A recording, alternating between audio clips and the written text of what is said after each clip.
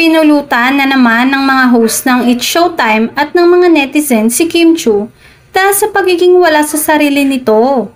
Sa Especially For You segment, kasi ng nasabing kapamilya noontime show, ay ilang beses na nagkamali ng banat ang Chinita Princess. Lutang nga raw si Kim.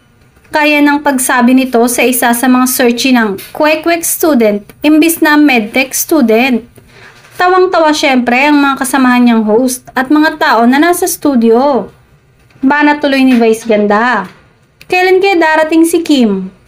Viral din ang isa pang pagkakamali ng dalaga sa nasabing segment kung saan nasabi niya na nasa Bulacan ang Malabon.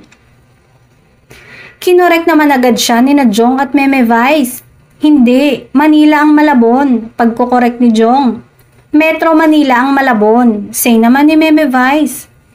Pero grabe nga ang ilang netizen na todo nilait si Kim. Say ng isang kapuso fan account, apakabobo ng babaeng to. Lutang queen, nasa Bulacan daw ang Malabon, pinagtawanan tuloy ng madlang people. Say naman ng isang dami account.